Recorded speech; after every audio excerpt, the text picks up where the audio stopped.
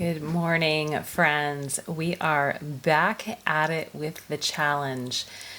The peppers are starting to really come in, and I am so excited for that because I have so many wonderful plans for these peppers beyond just fermented hot sauce. Here I am taking some of those really gorgeous spicy peppers. Cayenne is the main medicinal one, and it has, really good properties, the Caspium, to help relieve pain and inflammation. And so I am planning on really chopping these peppers finely, thanks to my little mini food processor to save my fingers and eventually my eyes, because I'm sure I'll put my fingers in my eyes, to get these chopped small. And then I'm going to infuse them in some oil.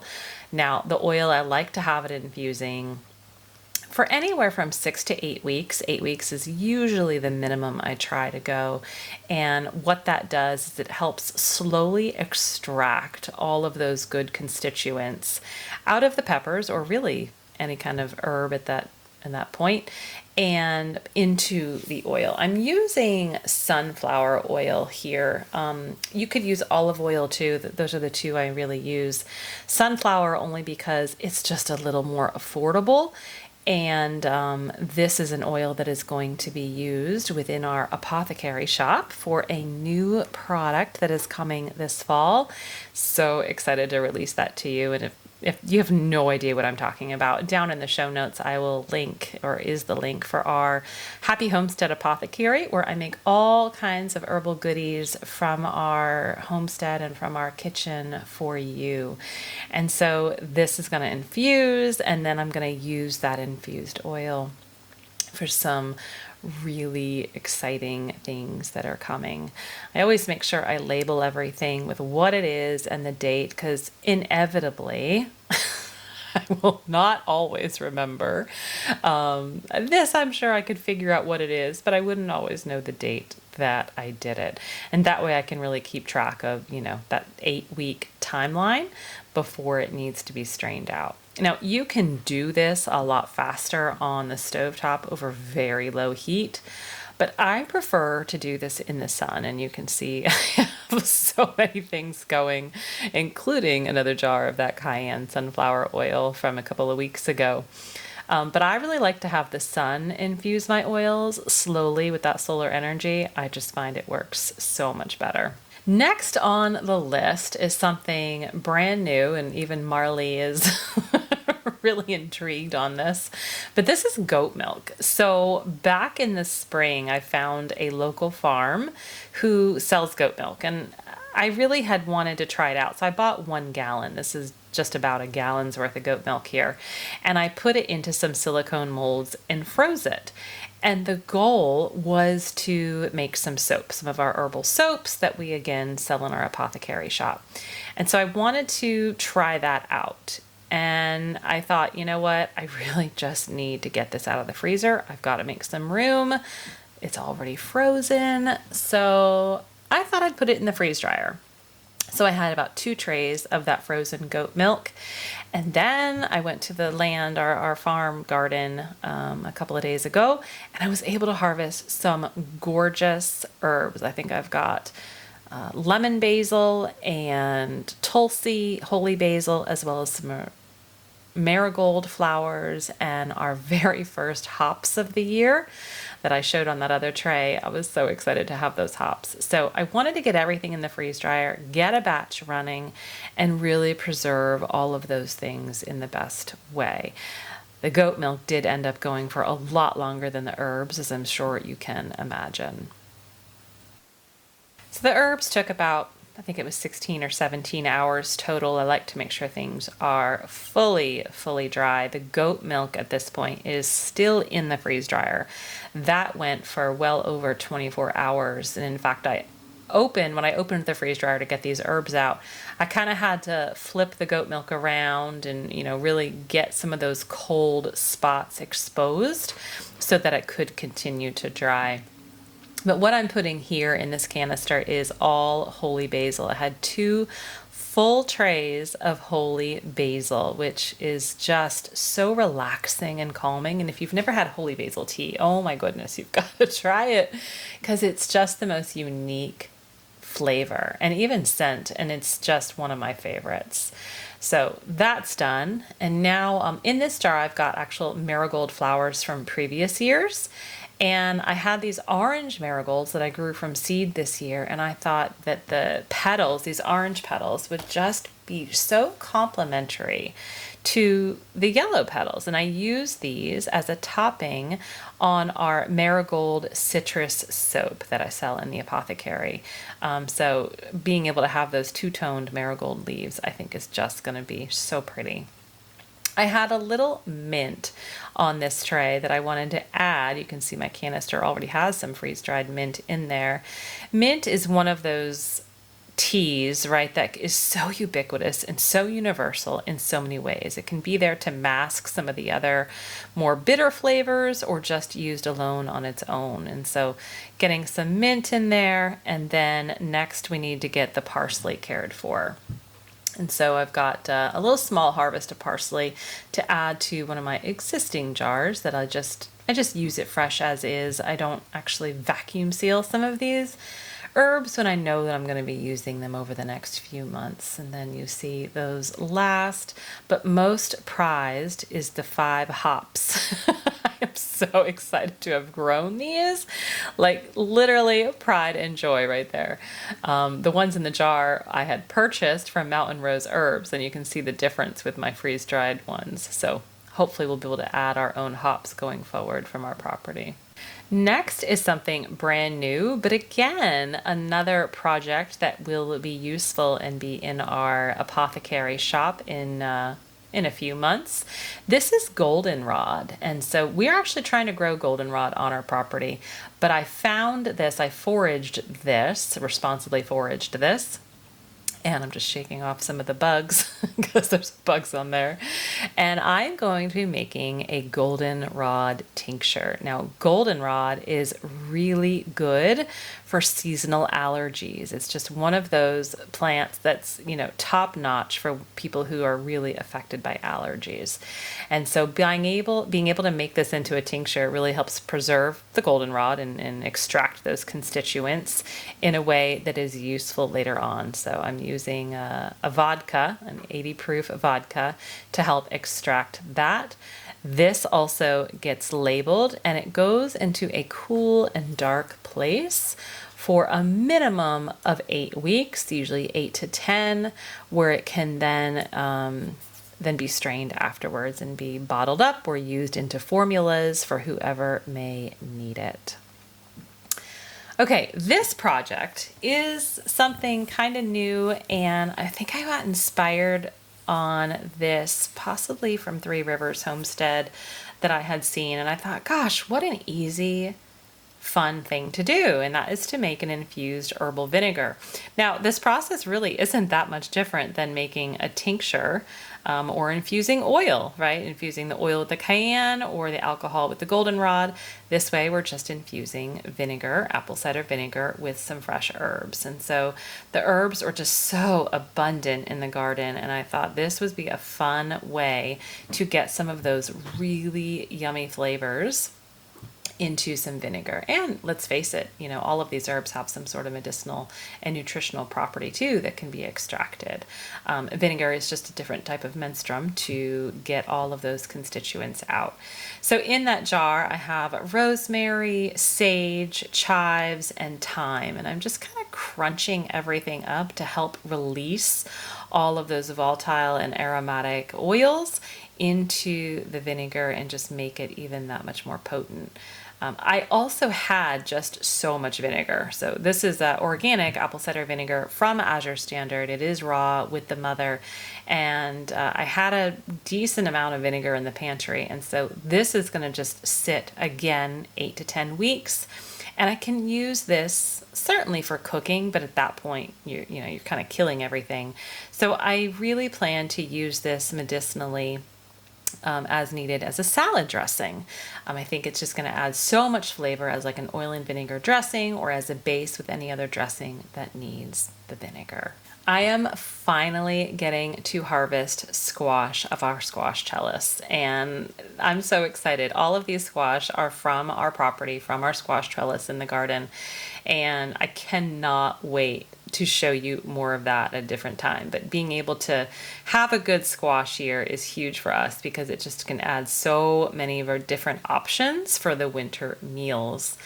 Now, in our freezer, I had all of these beef bones, and then in the leftmost bag, or the leftmost pan right now, is lamb bones because I had ordered half a lamb from a local farm, and then we have a half a beef from another local farm over the last year. And I knew I had to get these bones out. I really needed to make some room in the freezer. I really needed to make some beef stock. It's something I do about maybe twice a year, whereas chicken stock I make more often. And so I'm just kind of drizzling with a little bit of oil, salt, freshly cracked black pepper, and then into the oven they go. I personally prefer to roast my bones when I'm making stock. I mean, even with chicken stock, right? I'm roasting my chicken and then I'm making the stock. I think it's something you can do with raw bones. I just don't think you get as good a depth of flavor. So the next day I just kind of went ahead and got these into the pots. Now I had so many bones because this was such a large batch that I'm doing this over two different pots. One is the Instant Pot and one is my large cheese pot, getting all of my aromatics in there, the onion, the carrot, the celery. Definitely got some more thyme in there, and I think I had a bay leaf I put in, filtered water. Got the Instant Pot going. I usually go on low pressure for about 2.5 hours. And then this one I actually ended up simmering all day and even into the night. So while that was going, I had already had it in my head. I wanted to get another batch of my beef vegetable soup going.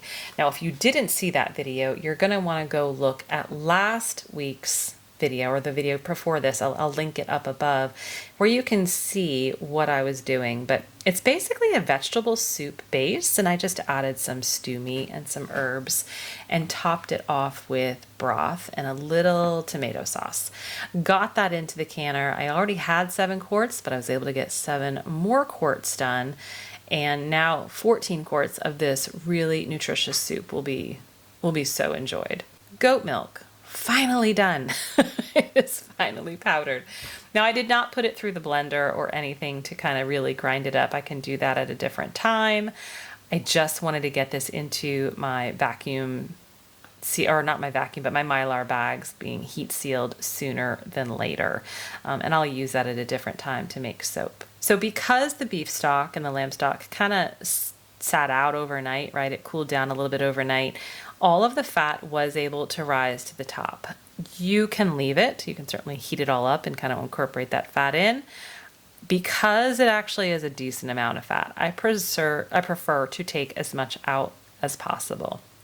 And so here's the thing.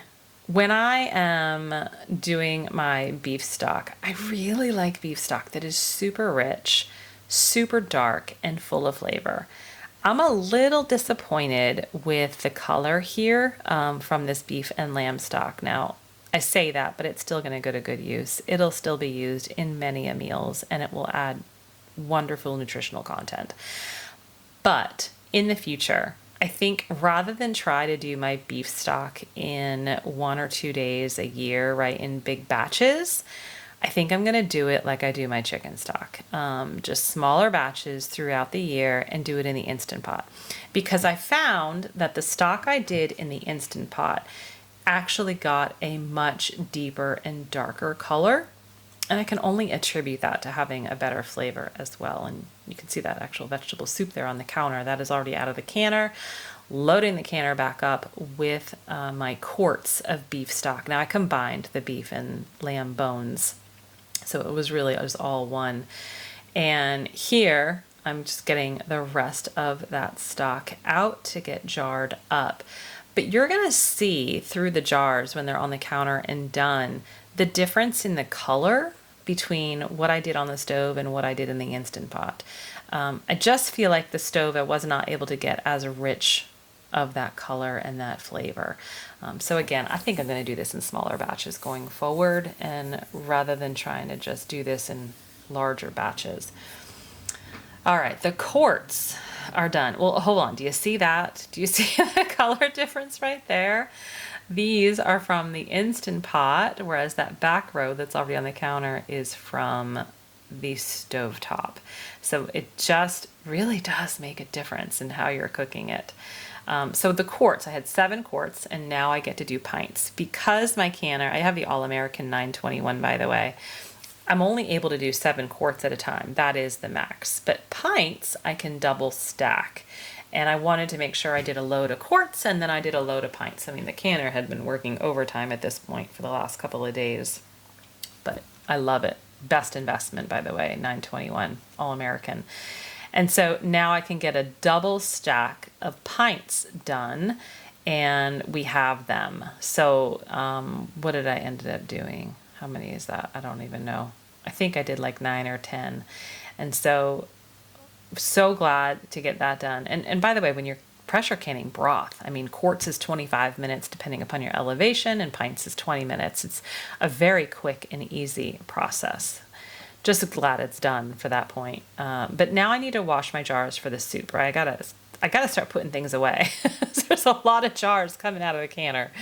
And so I wash all of my jars when I pressure can them before I put them away, just to make sure there's no residue on the jars, right? The lids and the seal are very clean, making sure I label everything properly. I had 14 of these, right? So 7 were already in that box, adding the next, 5, and then 2 more going on our shelves. You can see that nice big open spot ready for all of that beef stock. The last thing I had to do with this process and this project was really just save as much of the meat, right? When you are roasting bones and you are making stock, you want to make sure you get all the meat off as much as possible. So I parse through and get all of that wonderfully cooked, tender beef meat as well as the lamb meat. And then we actually used that for beef and broccoli a couple of days later, and it was fantastic because it was so tender and it was so flavorful with the coconut aminos and the toasted sesame oil, and it was just delicious. But making sure nothing goes to waste in that process. I mean, that's a decent amount of meat right there. I was happy with that. And if there were any tough parts, Marley was always nearby, as he always is, to get what he wants. Every other week I am making bread. I mean, this day I was ready to fall over in the kitchen this day. There was just so much going on. But I had made 2 whole wheat sandwich loaves, and I wanted to make sure they get cut. I only make bread 2 times a month, every other week. We go through about 1 loaf a week. And so the other loaf I kind of keep in the freezer until I need it. But I always pre-slice my bread. It just makes things so much easier for me and my children, right? I don't have to worry about them trying to get a knife and cutting their fingers off, trying to slice up the loaf. So I make sure I slice it, and then I put 1 on the counter or in the fridge, and then 1 in the freezer to be used the following week. This bread, I was so happy with how it came out. Oh my goodness. It rose and fermented so beautifully and big. And it made for some really good breakfasts with my over medium eggs and my fermented hot sauce. It's one of my favorite ways to do it. But, you can't really beat just bread with butter either. So as I'm taking my pints out of the canner, I personally couldn't resist a piece of bread that maybe I had cut a little askew with some really good butter with a little mineral salt from Redmond Real Salt. It was just the perfect little pick-me-up I needed to get this project done. And look at these jars. So proud of this work. So happy it's done. Now on to peppers. Like I had said many times before, my peppers are really coming in. Now where I am, it's Zone 8A, formerly known as Zone 7B. Our peppers really start to kick in production September, October, and even into November before we have our very first frost of the year. And so really for these next 4 to 6 weeks, I am going to be in pepper overload. And I wanted to get a handle on that sooner than later. I mean, that whole basket there is all gorgeous sweet peppers. I think this is this is an orange pepper, obviously. I can't remember the name of it at the moment. But this is Ajvarsky. When you see these more oblong peppers, whether it be red or green, these are Ajvarsky peppers from Baker Creek. I've been growing Ajvarsky peppers probably 3 years now. They are by far my favorite sweet pepper. They're easy to deseed. They're easy to cut into either strips or, cubed like I'm kind of doing now. And they are so delicious. They're very thick, flesh-walled, and they're so versatile. So I decided that I wanted to freeze dry some peppers this year. And so I got 2 trays of that done. So earlier in the morning, I had taken 2 gallons of our raw milk and cultured it, added the rennet, let it sit, and now the curds need to drain. So I was just pressing out some of that water because I'm going to turn this into cheese. But while that's draining, I'm now getting another batch of tomatoes going. Surprise, surprise. I feel like I've done this every week or multiple times a week for the challenge. Seasoning them with my basil salt, a little salt and pepper and olive oil. I don't yet know what I'm going to do with these. I just know I need to roast them. So in the oven they go around 375 degrees for about 45 minutes until they're done. Now, while my curds are now drained, it's time to break this up, salt it, and then we're going to get it into the cheese press. This is going to become our farmhouse cheddar, which ages, I like to age mine for about 6 months. Now, cheese making is something I dove into about 3 years ago and have not looked back. It is so easy, and I know that probably sounds crazy to say, but guys, once you go through it, you understand the process, why you're doing what you're doing, and it's really not difficult, and it's so rewarding. So I'm just salting my curds because every good cheese needs a little salt, and it also just helps the curds release a little bit more moisture when it's in the press. So transferring my curds into the press with a clean cheesecloth, and it actually ends up pressing for overnight, and it's not until the next day I take it out of the press and then let it air dry. Okay, next on the list, something brand new, a caponata, a lemon eggplant artichoke caponata. Now this is from the all new Ball Book of Canning, like I showed you. These are eggplant that we grew in our garden. Now what I did last year and what I really like to do with eggplant is slice it, season it with salt, let it sit to kind of pull some of that moisture out of those slices, and then I bread it, fry it, or bake it. I think I prefer to bake it, and then I would freeze it. And then later on I could make eggplant parmesan. And this is what I did last year. This year, I don't know that I need to do that. I really wanted to try something new. Now, I may end up doing that eventually because there's still so much eggplant growing in the garden. But this year, starting something new.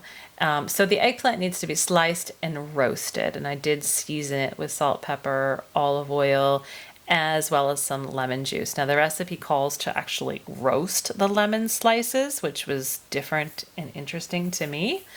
But I did get those in the oven to roast to the appropriate time. Now you'll see in the pot there on the stove, there's my tomatoes. I did put them through the food mill. And I think at this point, I'm still not sure what I'm doing with it. I just know that it, it needs to cook down a bit.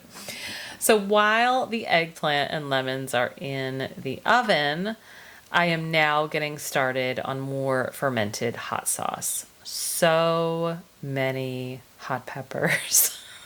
I'll repeat that. So many hot peppers. Not a complaint in sight about that, by the way. It's more gratitude and appreciation for what the garden is giving me this year. But it also does make me pause and think, how I want to change things up next year. So at this point, I would normally make my hot sauce with just the red hot peppers, but I did make the decision to grow a different variety of hot peppers this year, and so it'd be wasteful of me and clearly it wouldn't even just be fun if I didn't try new things. So these are scorpion peppers from Baker Creek. They are new to us. And then these are the lemon drop peppers. And then we've got the really long red cayenne that you've seen me work with before. These are probably my favorite, but the lemon drop are clearly kind of coming up into second place. The rest of those, I don't actually know which variety these are. I'd have to go back into my seed packets and look, but they've got some kick to them as well. So the goal is to just destem and chop. And so again, incorporating my food processor here to save my hands, but not save my sinuses, because it really cleared everything out just working with these hot peppers on this day. And it ended up with just a huge amount, but it was a way to really use these and get these done. The next batch, this is Sugar Rush Peach, also from Baker Creek. I don't know if they're supposed to turn like a peachish orange color or not, but they still have got some really good spice and kick to them. Oh, my daughter. Oh, my sweet daughter. She really wanted to make a smoothie, and she had to do it right where I was, even though there's not a lot of room. She had to come right in there. Oh, but she also wants to take a break to watch TV and come make her smoothie. She did very successfully make her smoothie all by herself. I was very proud of her. She's telling me she knows. I know how to do this. So as a mama, sometimes you just need to let them do it. And but I'm getting my peppers done, and she's getting her smoothie done. And then really, once all the peppers are chopped, it took a couple of loads with some of those Sugar Rush Peach, because some of them were not chopping in the way they should have. So I had to do it in a couple of different steps. But once everything is chopped, I then go and get some onion and some homegrown garlic and get those minced and chopped too, because no good hot sauce doesn't include those items. So now everything is fully mixed up, and how pretty is that? It almost looks like a coleslaw or a relish of some sort. But I'm basically going to make a full gallon of fermented hot sauce here. And I'm just adding my Redmond real salt. I think I had to go get more salt, but I think I eventually added about 2 to 3 tablespoons of Redmond real salt in each jar, got the fermenting lids on, and now they're on the counter. The eggplant is done roasting, and it's cooled enough to handle. And so the directions say to really just chop and dice. And then we're going to get it into a pot and kind of heat everything through and add some more ingredients to cook it down. So chopping all that eggplant, and then eventually it says to chop the rind of the lemon, right? Juice your lemons and then chop the rind. As I was doing this, I was thinking, gosh, this is really a dish where my preserved lemons, especially the Moroccan spiced ones that we did a week ago, would be amazing. So when I open a jar, I very well may take some of my preserved lemons and chop them up and put them in. But you know, I squeezed what juice I could. There wasn't much. Eventually we add some vinegar and more lemon juice. And I did chop the rind, but after I did that first one, I thought, ooh, I need to take the pith out, and the pith kind of comes out as I'm chopping here, but going forward I cut it out, and so it really is just the rind.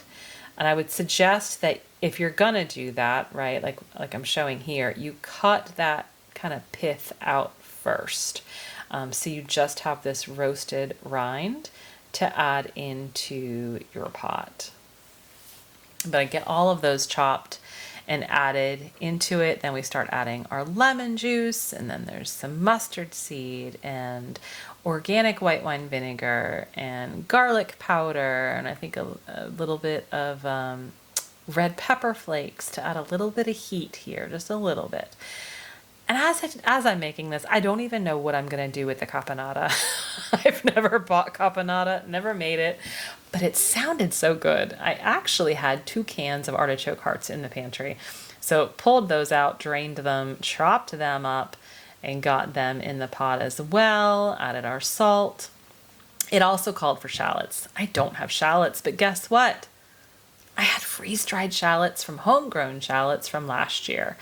So that's kind of the beauty of the freeze dryer too, is having things on hand like that. So added some of those in, and now I need to kind of heat everything through. I didn't actually add the white wine vinegar yet. That's not what the directions had said at that point. So kind of warming everything up, mixing it around, adding our vinegar, and then we need to start ladling into the jars. I don't know how liquidy this is supposed to be. Again, brand new to me. But what I decided to do was really work through the solids into each jar first, and then top it with some of the vinegar and liquid as I needed. And it ended up doing about 5 pints of the caponata. And then I just kind of said top it with our liquid that was in the pan.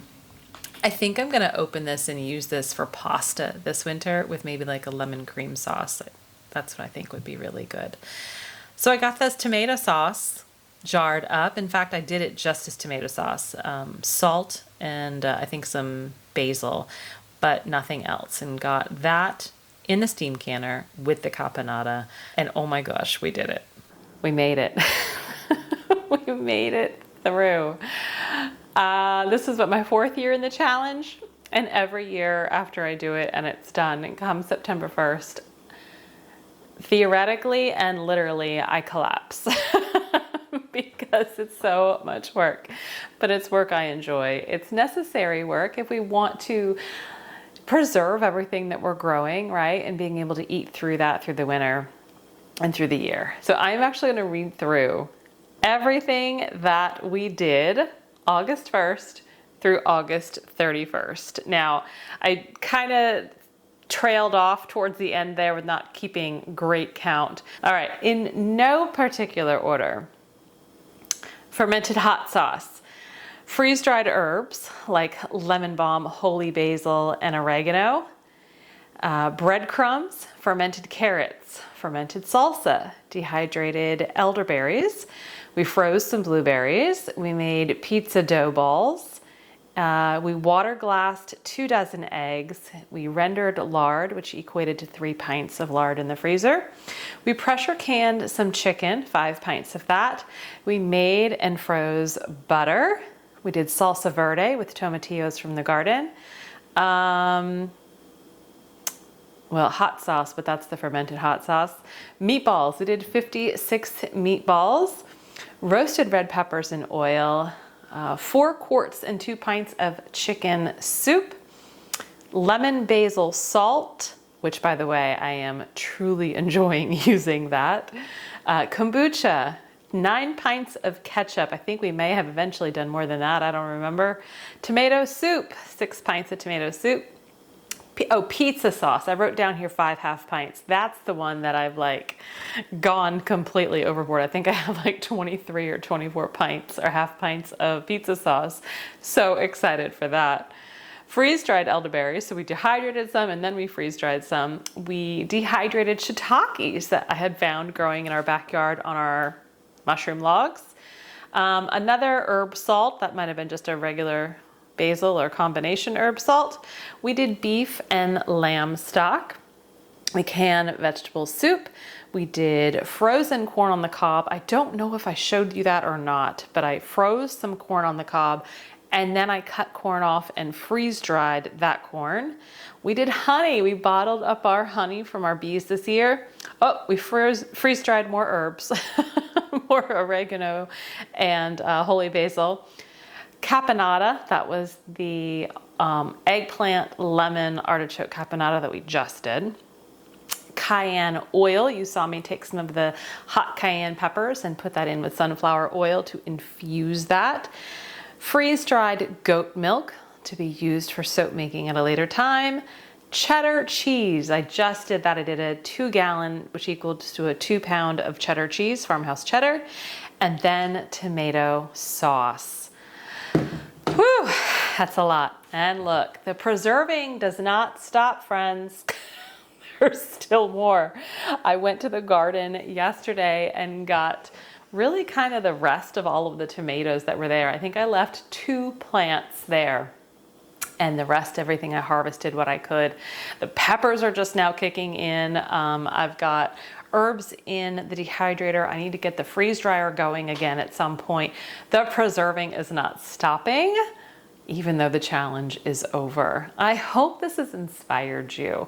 It inspires me. You inspire me. Every year we do this. I'm so excited, so geared up.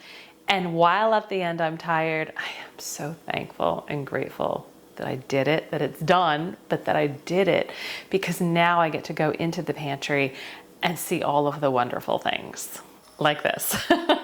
And I might add that I'm so grateful if you have recently subscribed to the channel and you're new here through the challenge. We got a lot of new subscribers and I'm always thankful for that. Welcome, so glad you're here. I hope you'll stay. And stay tuned as we kind of work through the pantry. We do from scratch meals. I'll get back into the garden with the camera. It's been difficult when it's been so hot, but we'll get back into the garden this fall. The last thing I want to leave you with is that all the stuff that I'm doing, it's no different than anyone else. You can do this too. My point is that I want to make this accessible. I want this to be relatable. I want this to be inspiring for you to do whatever you can in whatever space you are in. Who knows? Maybe you'll find yourself in a place where you really love doing all of these things, growing, preserving, cooking, and over time it kind of snowballs and grows, because that's just how it happens. But I want to inspire you to start where you are. That's what we all do. That's how we all began. Thanks for joining me through the challenge. Stay healthy, stay well. Bye-bye.